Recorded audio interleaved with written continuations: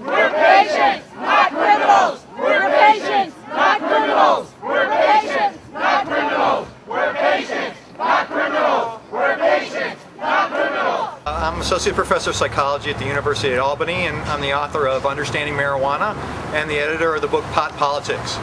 And Mitch, there's just so much evidence coming forward. The government keeps denying that there's any scientific or medical reasons that marijuana should be used, but it's everywhere now, is it not? In fact, the prevalence of medical use is impossible to estimate because people are afraid to mention that that's what they're doing. And we've seen, basically a third of all adults tried marijuana at one time or another here in the U.S. Obviously, this isn't the danger we thought it was, or we'd have a lot more negative consequences than we do. And I think that's the word we've been trying to spread at the conference. Now, it's been my experience, third-hand experience, if you will, reading the reports about the busts of the various dispensaries in San Francisco, Oakland, San Diego, and more recently Los Angeles. There was one last night. I think you've probably heard the details about it. What is your observations as a scientist, as a doctor, as a knowledgeable person in this regard to what's going on? It's funny because just as anybody with any morals, I have to question if this is the best use of our resources. We're worried about time, we're worried about crime, we're worried about terrorism, and here we are spending all these resources basically busting folks for using a plant that has very few negative consequences associated with it, and then on top of that, to add insult to injury, depriving folks of their medicine, a thing that can alleviate their symptoms without creating any of the problems associated with other medications, and I just find it a real travesty from a moral standpoint. My name is Rebecca Saltzman, and I'm the Chief of Staff of Americans for Safe Access.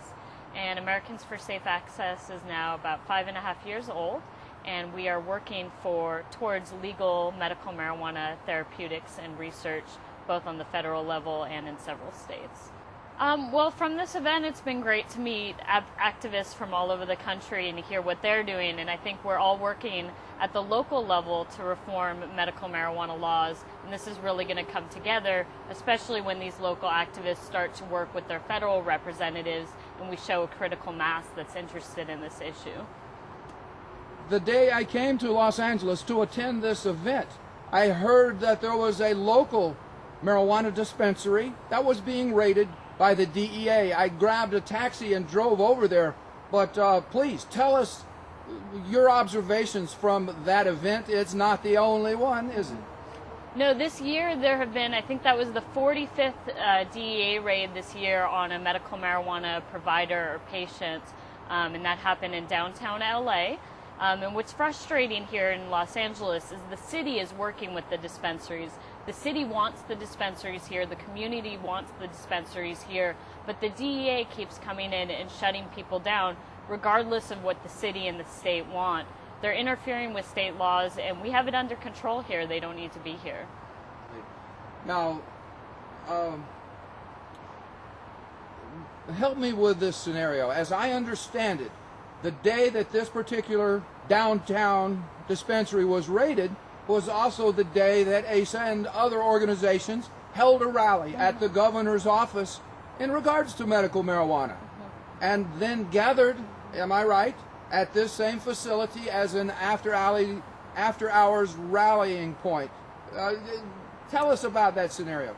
Yeah, I mean, the timing might have been coincidental with our rally and the raid occurring. It's hard for us to know what the DEA was thinking, but unfortunately this isn't the first time this has happened. When there were raids earlier this summer, the day that the DEA raided 10 dispensaries in Los Angeles, that same morning the Los Angeles City Council had come out and asked Congress to pass the Hinchy-Rohrabacher Amendment, which would end the DEA raids in medical marijuana states. And also that same morning, the City Council was discussing medical marijuana regulations.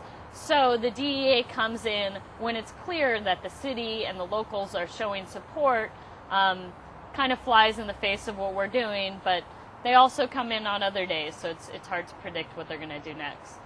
I was very impressed when I arrived at the scene of this DEA invasion, this quick theft of marijuana and money. They scouted out the door in about an hour and a half. But I was very impressed with the gathering, the quick response of Americans for Safe Access and their outreach to the community and their rallying to show their support for logic and reason. Now, let's talk about that. Well, it's been really great over the past few years as the DEA raids have been escalating.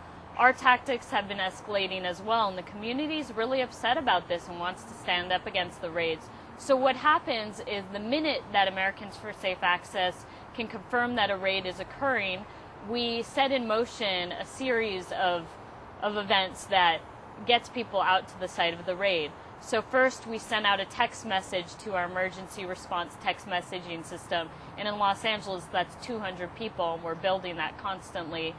We call all the dispensaries in the area. We call all the television and radio outlets in the area and try to get them down to the site. And as long as we do that within the first half hour of hearing of the raid happening, always within an hour of hearing of the raid, we have at least 50 people protesting on site. And in the case of this summer, within 2 hours, we had hundreds of people down on site of one of the dispensaries being raided. This show of force is great. It's great for the media. And it's really showing the DEA that we're still watching and we're not going to stand down.